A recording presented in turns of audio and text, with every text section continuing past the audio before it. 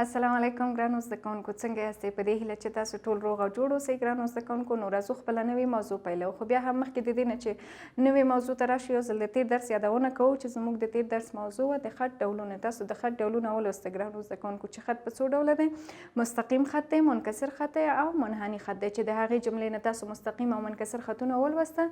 او نننۍ موضوع چې زموږ نوې موضوع دی منحني خط، چې دا منحني خط هم د خط دریم ډول دی، دا نن وایو. او څویمه پاڼه د ګرانو زده کوونکو 50مه پاڼه ده. نو اوس راځو دې موضوع کې وایي چې منحني خط خپله څه ډول یو خط دی او کوم شکلونو ته موږ کولی شو منحني خط وایي ګرانو زده کوونکو. نو د دې دپاره زه تاسو ته لیکمه منحني خط، چون دا د خط ډولونو نه دریم خط دی. نو زه دلته لیکمه دریم نمبر زموږ چې ده منحني خط.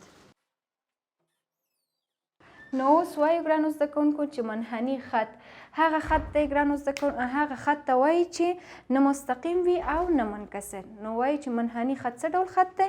هغه خط ته وایي چې نه مستقیم وي او نه منکسر.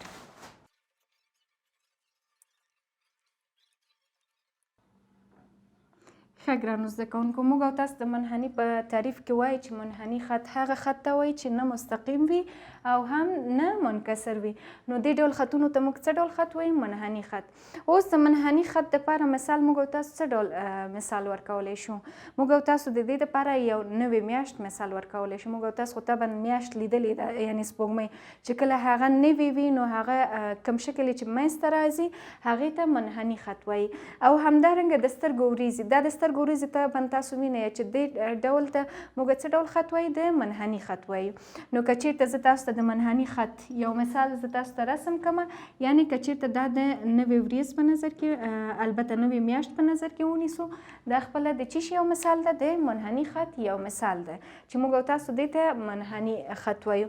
او دلته یې نامګذاري کومه، دلته الف او ب.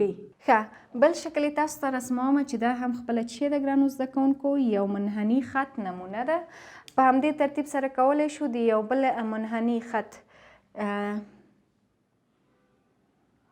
چې دا چې ده دا هم د یو منحني خط نمونه ده. او په همدې ترتیب سره زه کولی شم یو شکل تاسو ته رسم کړم، دا هم چې ده یو منحني ده ګرانو زده کوونکو.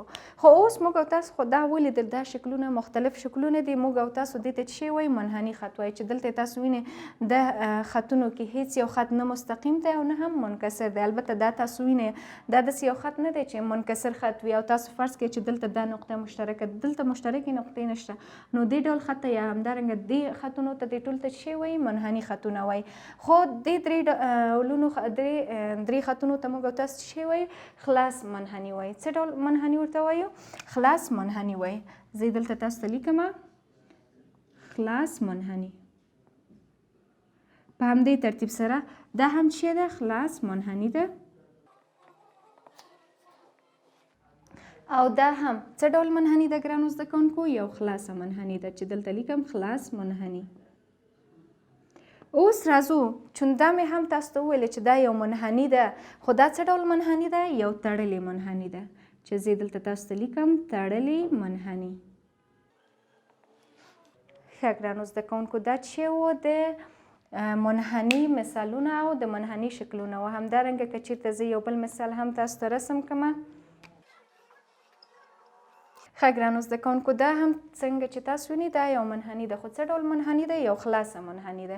یعنې چون دلته دا د پیل او پای نقطې نه دي یو ځای، نو دې ته هم موږ چې وایو یو خلاصه منحني وایو.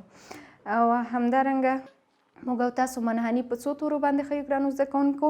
منحني د 2 تورو په واسطه ښودل کېږي. که چېرته موږ او تاسو وایو چې دا د الف او ب منحني ده، خو چې کله موږ او تاسو لیکلو کې وایو نو داسې لیکو چې الف او ب، او منحني علامه به په څه ډول باندې ورته ښایو؟ په دې شکل باندې. یعنې دا خپله د منحني شکل به د الف او ب تورو په سر باندې لیکو. وایو به چې د الف او ب منحني یا د جیم او دال منحني، چې مهمه پکې چې ده دا د الف ب په سر باندې د منحني شکل رسمول دی. یعنې دا پکې اړین دي ګرانو زده کوونکو. ښه ګرانو زده کوونکو زموږ منحني خط یعنی دا دریم ډول د خط و چې موږ تاسو ولوسته. نو نننۍ موضوع زموږ همدلته پای ته رسیږي او په 950 پاڼه او 51 پاڼه کې چې فعالیت او کورنۍ دنده دي دا دواړه ستاسو کورنۍ دنده ده چې تر څو دا درس تاسو لا ښه زده شي دا به په منظم ډول په کتابچو کې لیکئ، حلوئ به او ماته به کمنټ کې راستوئ. او که چیرته تاسو د کتاب پی ډي اف ترلاسه کول غواړئ کولی شئ د ویډیو ډسکرپشن کې لینک موجود دی د هغې ځینې ترلاسه کړئ. کولی شئ زموږ چینل سبسکرایب کړئ او کولی شئ زموږ ویډیوګانې لایک کړئ. د الله په امان.